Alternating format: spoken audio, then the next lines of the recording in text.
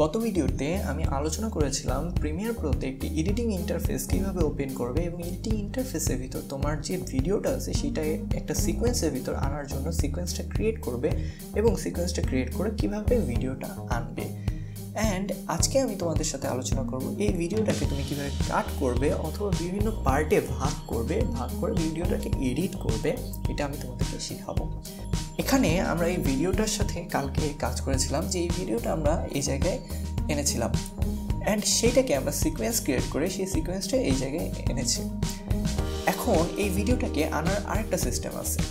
আমি যদি সোর্স ফোল্ডারটায় যাই, সোর্স ফোল্ডারে যেয়ে যদি আমার এই ভিডিও ফাইলটাকে যদি এই জায়গায় ড্র্যাগ অ্যান্ড ড্রপ করি, ড্র্যাগ অ্যান্ড ড্রপ করার ফলে এই জিনিসটা চলে আসবে। তো আমি এই ভিডিওটার একটা ইন্ডিভিজুয়াল জায়গা দ্যাট মিন আমি সিলেক্ট করে নিতে পারবো, অথবা আমি ভিডিওটাকে পুরোপুরি এই জায়গায় আনতে পারি। যেমন আমি যদি এই যে সিলেক্ট করে আনতে চাই তাহলে আমি এই জায়গায় এসে আমি যতখানি দরকার ততখানিতে এসে আমি এই জায়গায় ক্লিক করতে পারি অথবা আই বাটন ক্লিক করতে পারি। এখন এই যে এখান থেকে সিলেক্ট শুরু হয়েছে, এখন আমি এতখানি জায়গা নিব, তাহলে আমি এই জায়গায় এসে ও ক্লিক করতে পারি বা এই জিনিসটা ক্লিক করতে পারি। তারপরে আমি এই জিনিসটাকে এই ভিডিওটাকে এখান থেকে ড্র্যাগ অ্যান্ড ড্রপ করে এখানে আনতে পারবো, অথবা আগের নিয়মে আনা যাবে। আর এখান থেকে আনার একটা সুবিধা হচ্ছে এই ভিডিওটায় যদি একটা অডিও লেয়ার থাকতো তাহলে আমরা সেই অডিওটাকে ইন্ডিভিজুয়ালি আনতে পারতাম আর ভিডিওটাকেও ইন্ডিভিজুয়ালি আনতে পারতাম। যেহেতু এটা অডিও লেয়ার নাই এই জন্য অডিওটা অফ দেখাচ্ছে।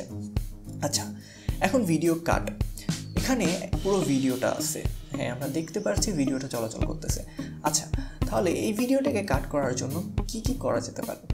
এখন তুমি চিন্তা করলে যে আমি এই যে 32 সেকেন্ড, এই 32 সেকেন্ডে যে আমি ভিডিওটাকে কাট করব এই জায়গাটা আমার দরকার নেই। এখান থেকে আমার 48 সেকেন্ড পর্যন্ত কোনো কিছুর দরকার নেই। আচ্ছা, আমরা এখন এই যে এই জুম জিনিসটা এর আগের ইয়াতে দেখেছিলাম, এই জায়গায় যে আমরা 32 সেকেন্ডে যাব অ্যান্ড দেন কিবোর্ডে সি চেপে ধরলে এরকম একটা জিনিস আসবে, অথবা তোমরা এখান থেকেও সিলেক্ট করতে পারো। এই যে এটাকে বলা হয় রেজার টুল। এই যে রেজার টুল, এই রেজার টুল ভিডিও ক্লিপটার উপরে এনে তুমি যদি একটা ক্লিক করো, দেখো ভিডিওটা 2 ভাগ হয়ে গেছে। এখন তুমি ভি ক্লিক করতে পারো, ভি, অথবা এই জায়গায় এইটা সিলেকশন টুল, ভি ক্লিক করে তুমি এই ভিডিওটাকে সিলেক্ট করে এটা দূরে সরাইতে পারো, অথবা এই ভিডিওটাকে আপ ডাউন করতে পারো, দূরে সরাই দিতে পারো। এখন এই ভিডিওটার তুমি চিন্তা করতেছো যে আমাকে 48 সেকেন্ড পর্যন্ত লাগবে না, সো আমরা এই জিনিসটাকে ছোট করে 48 সেকেন্ড পর্যন্ত আনতে পারি, অথবা আমরা এই আবার সি চেপে ধরে আমরা 48-এর সোজাসুজি এসে আমরা কেটে ফেলতে পারি।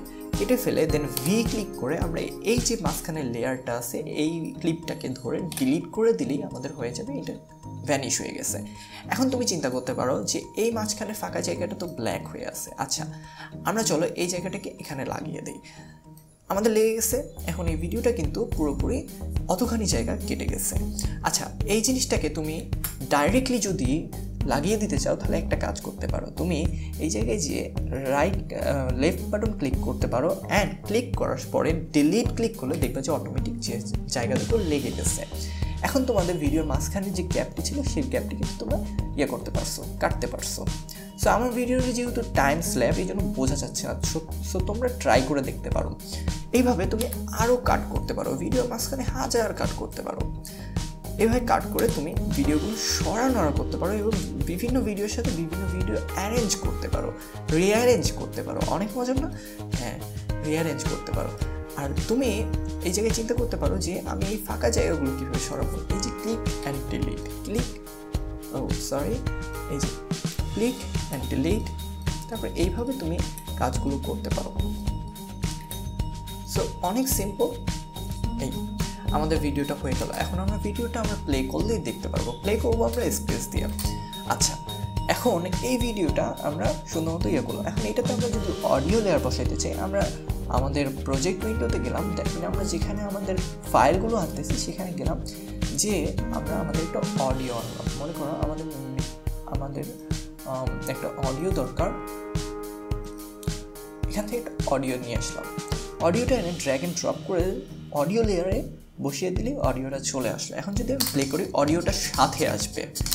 আচ্ছা, অডিওটা সাথে আসলো। এখন তুমি চিন্তা করতে পারো এখানে তুমি যখন এডিট করবে তোমার ফাইল অনেক হবে, আমি যেরকম আমার যে ভিডিওগুলো এখন রেকর্ড করতেছি সেইগুলো এডিট করার জন্য আলাদা করে একটা ফাইল এখানে ক্রিয়েট করে রেখেছি। এই যে দেখো, এগুলো আমার এডিট করা হচ্ছিল, এই ভিডিওগুলো মানে আমি যেগুলো রেকর্ড করতেছি। সো তোমরা এইভাবে ফাইল না, অ্যাকচুয়ালি তোমরা এইভাবে ফোল্ডার কীভাবে ক্রিয়েট করতে পারবা, চলো ফোল্ডার ক্রিয়েট করা দেখি।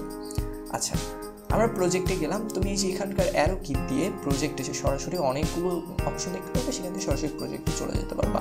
কারণ তুমি যদি একটা ফোল্ডার ক্রিয়েট করতে চাও, এই যে নিউ বিনে ক্লিক করে এখানে লিখতে পারো ইন্ট্রোডাকশন, তাই না? লিখে ইন্টার ক্লিক করলেই ওই ফাইলটা, ওই ফোল্ডারটা ক্রিয়েট হয়ে গেল। এখন আমরা এই আইটেমগুলো ওই ফোল্ডারে পাস করে দিতে পারি। এই যে সরি, আমি ভুলে ওইটাই পাস করে দিচ্ছি। আচ্ছা, আমরা এই আইটেমগুলো আচ্ছা, যেহেতু ওটা হয়ে গেছে, আমি Ctrl+G দিয়ে আমি আনডু করি। অ্যান্ড দেন আমি আবার এটাকে এই ফাইলে নিয়ে আসি, দেন এই যে মিউজিকটাকে এই ফাইলে নিয়ে আসি। আমাদের 3টি ফোল্ডার হয়ে গেল। অ্যাকচুয়ালি এটা হচ্ছে একটা মোশন গ্রাফিক্স ফাইল, এটা আমি এটা কিন্তু নিয়ে আসলাম, এটা ওইটার কাজে ছিল। বাট এইটা হচ্ছে ওই কাজটা চলতেছিল, বিকজ যেহেতু তোমার অনেক ফাইল হবে, অনেক ইম্পোর্টেড ফাইল হবে, সো তুমি একটা কাজ করতে পারো, ফোল্ডার বানিয়ে রাখতে পারো। সো আজকে এই পর্যন্তই। পরে আমরা শেখাবো যে কীভাবে তুমি এখানের উপর টেক্সট বসাইতে পারবা, অ্যান্ড টেক্সটগুলো কীভাবে মডিফাই করতে পারবা। সো আজকে এই পর্যন্তই।